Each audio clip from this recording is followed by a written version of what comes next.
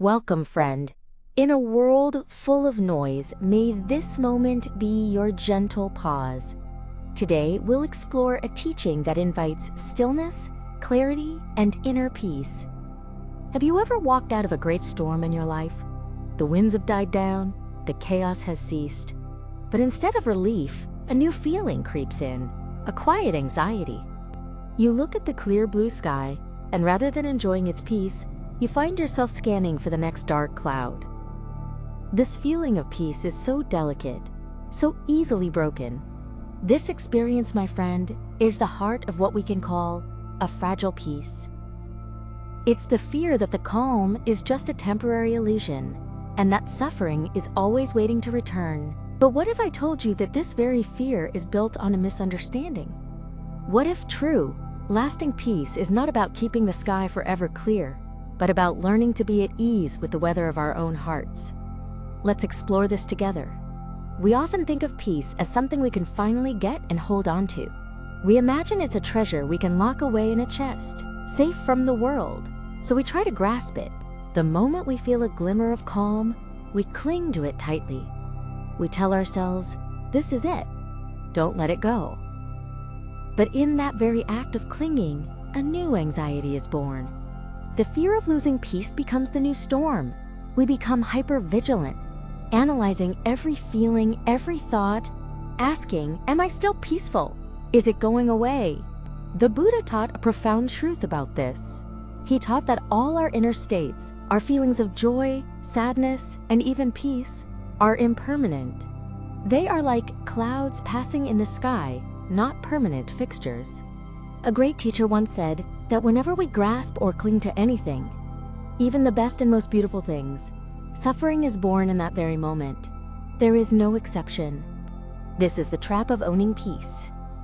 By trying to possess it, we turn it from a natural state of being into an object of anxiety. We are trying to hold water in a fist. The more you squeeze, the faster it slips away. The effort to secure peace is what shatters it. It's a paradox that can feel deeply frustrating, but understanding it is the first step to freedom. So the problem is not that our peace is fragile. The problem is our attempt to make it permanent in a world that is defined by change. We are asking it to be something it is not. Let this understanding settle in your heart. You are not broken for feeling this way. You have just been playing by the wrong rules. The goal isn't to hold on, but to learn to flow. Let me share a story with you. Imagine a man in a small wooden boat on a great flowing river. The river represents our life, always moving, always changing. As long as the man lets his boat drift with the current, his journey is peaceful. He enjoys the scenery, the feeling of the water beneath him, the warmth of the sun. He is not fighting the river, he is part of its flow. This is like a moment of peace in our lives. It feels effortless, graceful, and right. Then, the boat drifts past a particularly beautiful part of the river, a cove with weeping willows and sparkling water. This is it, he thinks. This is where I want to stay. So he picks up his oar and begins to paddle fiercely against the current, trying to keep his boat in that one perfect spot. The water, which was once his friend, now feels like an enemy. His arms ache, sweat drips from his brow. He is no longer looking at the beautiful scenery. All his attention is focused on the struggle, on the fear of being swept away. He becomes exhausted, frustrated, and his heart is filled with anxiety, not peace. The beautiful place is still there, but he can no longer enjoy it. He has lost his peace by trying to cling to it. This story teaches us a vital lesson. Peace is not a place on the river to stay forever. Peace is the skill of navigating the boat wherever the river of life takes you. It is not found in a perfect, unchanging circumstance. It is found in our ability to be with the flow, to handle the oar with wisdom and grace, whether the water is calm or turbulent. Your heart is the boat, your wisdom is the oar, and life is the river. Don't fight the river, learn to steer. That is the path to an unshakable peace. So how do we practice this?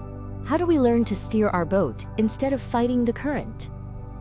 It begins with a gentle shift in our attention, from controlling the world outside to understanding the world inside. The first practice is to simply watch the river of your feelings. Sit quietly for a few moments. Close your eyes and notice what is present in your heart without judgment. If peace is there, notice it. Feel its texture, but don't grab it. If anxiety is there, notice it. Feel its energy, but don't push it away. See them as clouds passing through the vast sky of your awareness. This practice teaches your mind that you are the sky, not the clouds. Feelings come and go. You are the space in which they happen. This creates a profound sense of inner stability. The second step is to build trust in the rower, not the river. This means shifting your faith from external circumstances to your own inner capacity to handle what comes. Instead of saying, "I will be at peace when my life is calm," try saying, "I have the strength and wisdom to meet whatever comes my way." This is not arrogance. It is a quiet confidence in your own spirit. Your security does not come from a storm-free life. It comes from knowing you can navigate the storm. This is a peace that no external event can take away from you. The third practice is to find joy in the flow itself, not just on the imagined islands of peace. Life is the journey down the river, not just the moments we are docked in a calm harbor. Can you find a small moment of beauty even on a difficult day? The taste of your tea, the warmth of a blanket, a kind word from a stranger, the feeling of breath in your lungs. Peace is not the absence of difficulty. It is the presence of your own heart. By finding these small anchors of presence, you learn that peace is available in every moment, not just the good ones. Your peace is not as fragile as you think. It is not a delicate glass object that can be shattered by the next storm. It is more like the deep ocean, which remains still and silent beneath the turbulent waves on the surface. The true nature of your mind, beneath the passing clouds of thought and emotion, is already peaceful. The journey is not about creating peace, but about letting go of what obscures it. So let the river of life flow, my friend. Let the feelings come and go. Trust in your capacity to navigate the waters. Your peace is not in holding on, but in gracefully letting go. Breathe in and acknowledge the flow. Breathe out and smile to your own inner strength. You are the rower. You are the sky. You are the deep, unshakable ocean. Thank you for being here. If this teaching brought you calm or insight, consider sharing it with one person or many. May you walk gently today with peace in your heart. Until next time.